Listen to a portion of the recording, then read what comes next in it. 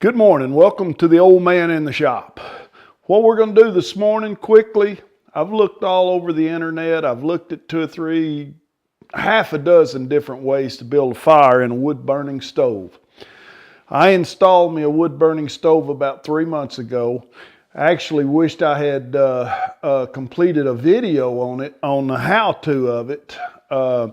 Simple enough to do. I did make a few mistakes.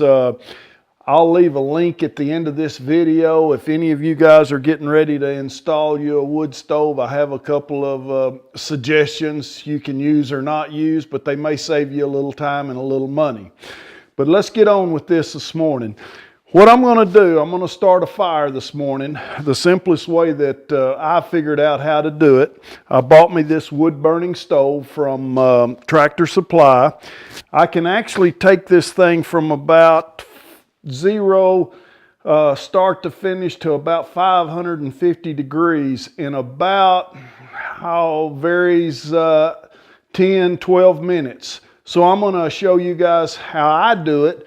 You may have some other ways to do it, maybe works better for you, but this will give you an idea, okay? There's a couple of things to really make the fire start easier that's works for me. One of them is first thing I do is get some newspaper, tear it up in shreds, and then kind of puff it up a little bit. If you tear against the grain, that's what you get. You get little tear-offs. But I think if you're tearing with the grain, your newspapers will strip just like that. You can get you a piece that's got 3 or 4 pieces in it, strip it up. It's real easy to do. Tears out like a champ. I'll tear several of those up. Then just kind of loosen them up there. Split them out. Separate them. Kind of get you a little wad of paper going.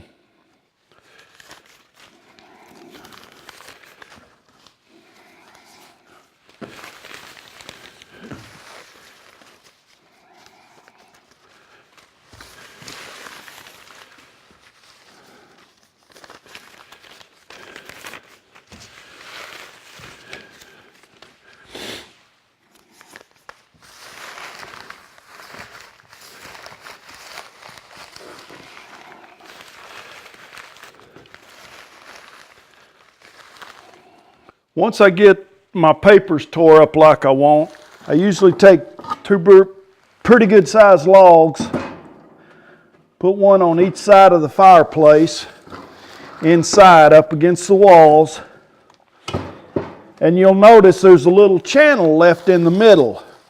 That's kind of where I stuff the papers, right there in the middle of those 2 logs.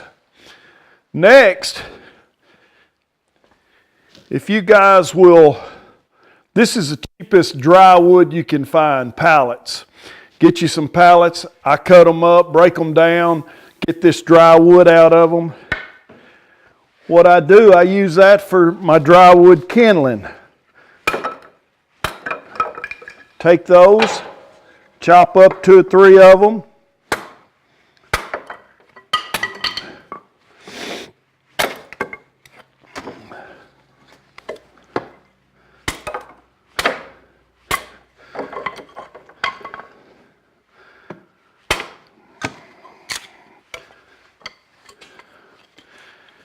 Get those chopped up.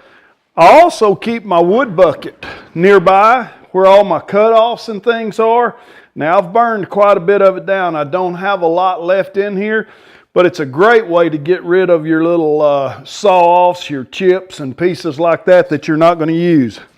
Take this kindling, lay it, crisscross it across the top of these logs. Get them laid in there pretty decent.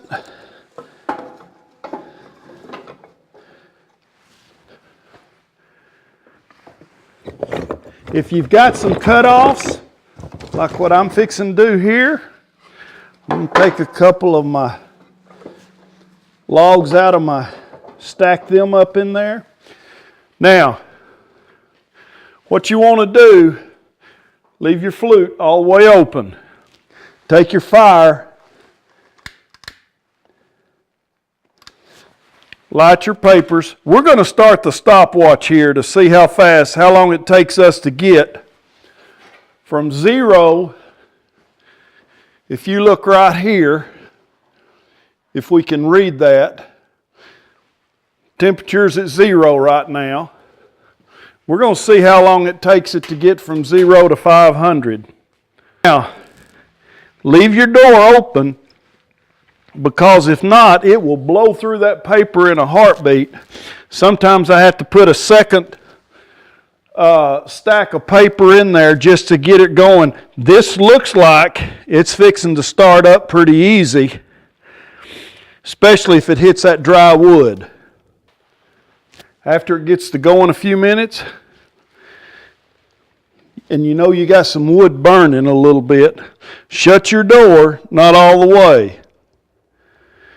If you leave it open about an inch, you will hear a draft start up in there like crazy. It will really intensify the heat, and it won't be long before this temperature will start moving, and you'll need to add some more wood.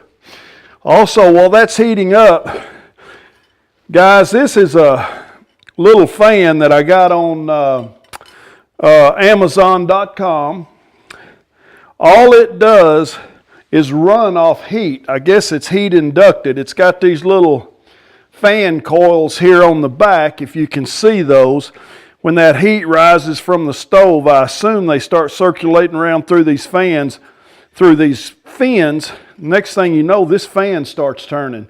And believe it or not, it forces a lot of heat off the top of my stove out in here into my shop. And it doesn't take long for me to warm my shop up to where I'm down to working in just a t-shirt.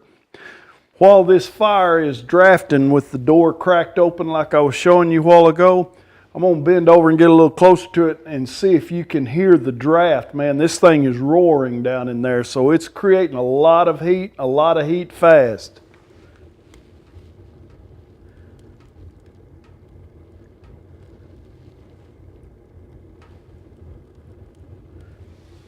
I don't know if the microphone's picking that up, but it is roaring. All right, that's what the fire looks like. We're into this for about 9 minutes and 50 seconds. The temperature is already up to 400 degrees on the temperature I showed you a while ago. I'm going to shut that down. Oops. And all of a sudden you get to see the fan started moving. The heat's now starting to circulate through there. Now this little fan will just blow small amounts of heat out, but it's unbelievable how much it helps distribute the heat throughout the shop.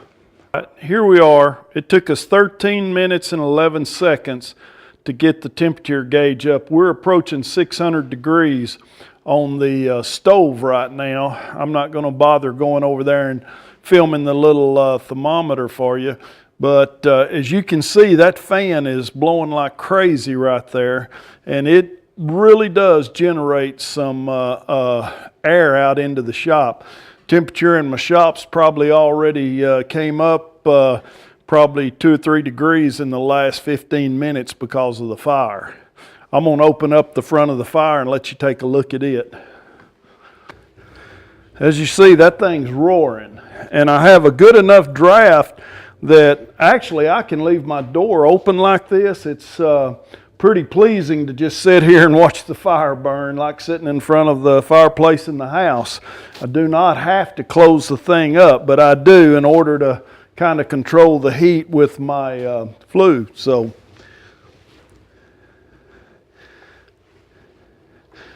that's it, guys. That's how I get my fire going in 13 minutes or so in the shop. Produce my heat out here. I used to have to buy propane, all of that. And it was such a hassle. I do want to make a shout out to Northline Express. They're the folks that helped me decide the pieces I needed to complete this. I tried to do it through your box store like Home Depot or Lowe's. Guys, don't do it. Forget that. Get online, do a little research.